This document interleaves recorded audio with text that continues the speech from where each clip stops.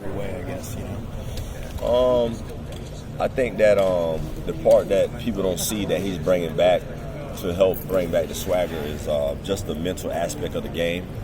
I think that's a forgotten deal, and everybody trains their muscles. Everybody, does conditioning, but nobody trains their mental capacity. So we have a team psychologist now. That's something that we haven't had in the past.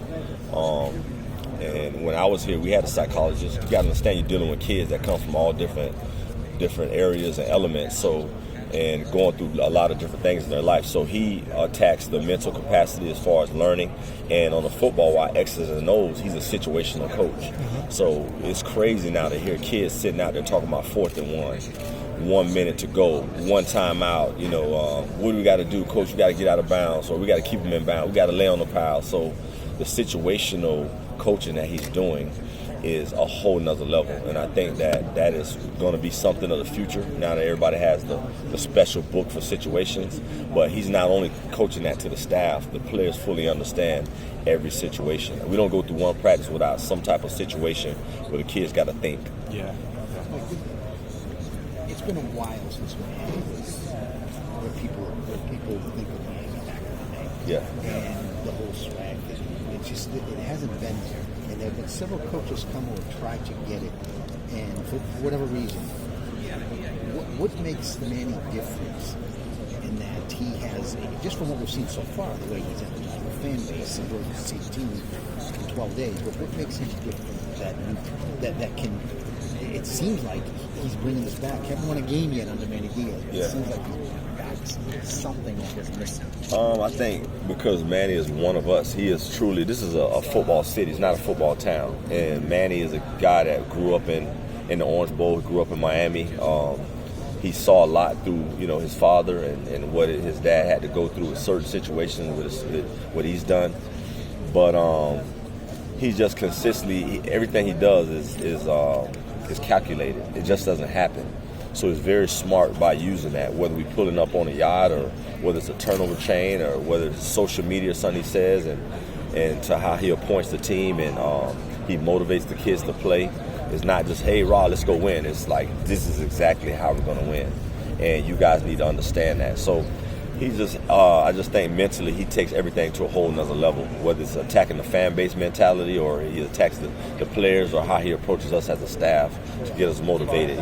Being around him as a coordinator, I saw this stuff in him, but I think one of the best things that could have happened to him is sit up under a coach like Coach Richt and just learn. And he saw the good and the bad, and now he's in a position to do exactly what he's been wanting to do probably for his lifetime. So this job is not like other jobs, big or small schools, because of where you're located, because of the history of the school. It seems like you're saying it takes a different guy. It's not like a great coach Dan Mullen go from Mississippi State to Florida and be successful everywhere. It takes a different guy. It's totally different because if you don't have the success here, 7-5 fans ain't gonna tolerate that. 10-3 fans not gonna tolerate it. So he embraces that, and he has a standard that's set and it's so high, and the minute we reach that standard, he tells us it's not good enough. So it's a constant reaching to be something that we feel like is out of reach, but he pushes us to get to that. And that's the element of a really good coach and a figure that oversees a program. So he's constantly pushing us, he's pushing the players. He won't tolerate softness. It's just, and I think, like I was just telling Mike, that the town respects a low-key, tough team that pushes hard and does everything full speed versus a team that's kind of like entitled and they just want to, they got all the rankings and the 5 stars and they don't do the effort on the field. So he knows what the city is going to react to and what they respect the most, and that's what we want to put on the field every single Saturday. You said everything's calculated, so it's like all the social media and everything, he's sort of thinking it out. No doubt. I remember earlier when he became the head coach, people thought somebody else running his Twitter. But he is, like I said, this man is smart and he's very witty. That's the part I think you immediately don't see. He is so fast with what he says, and he could be talking to you and he's thinking about what he's going to tell you. So I just sit back and I tell my boys that we have something special here. Not only with the team, but with the staff that you guys have here. You guys got to understand, I was around a staff that 9 of my coaches became head coaches in college or NFL when I was here. You got Chuck Pagano, You got Coach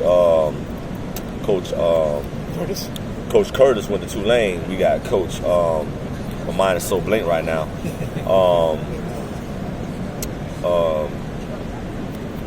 Rutgers head coach Shiano. National champion Coach Coker, Coach Davis. Who else? Stoops, Mark Stoops, my DB coach, who won a national championship. Chuck Pagano, if I didn't say him already, but about 9 of those guys became head coaches. And at the time, I thought we were just a really talented team, but we had really good coaches. And I kind of see that now, and Manny says it all the time, one day we're going to be coordinators and head coaches one day. So I just really take everything he's doing in, because I know I'm amongst greatness, and I know that I'm learning a lot from a man this is going to be the way. I feel like this is the blueprint of how to be a really successful college coach. And we're sitting and we're living amongst it every single day. So I think us and the staff just take it in and go out there and go super hard for them. Coach, could you break down the turnover chain? You just broke down the turnover chain, how it pertains to marketing and recruiting. That's what I got out of it. Could you break it down again? So I just think that the element that the turnover chain brings to this city, it's amazing. You know, what other feature do you have on television where you're in a sport and for 15 to 20 seconds you could take off your helmet, put on a Cuban link chain, and the whole world can see you? Social media, all your friends and family, and the stadium goes crazy. It's like you're in a Coliseum. They're like chanting for you to stand up on that bleacher and show that chain off. But I think everybody benefits, like just for bragging rights, the city of Miami, Adidas, the logo, the University of Miami logo, the former players of the University of Miami. It's just a total celebration. I don't know if there's any other feature like that in sports that you can get that recognition for that 13 seconds. You could be a no-name guy, you could be a walk-on and pick up a fumble, and the whole world will know you from what you did off of that play. So I think it's a great platform for us, and more importantly, recruiting. Kids want that platform as well. You can get it here at the University of Miami. Mike, you know better than anyone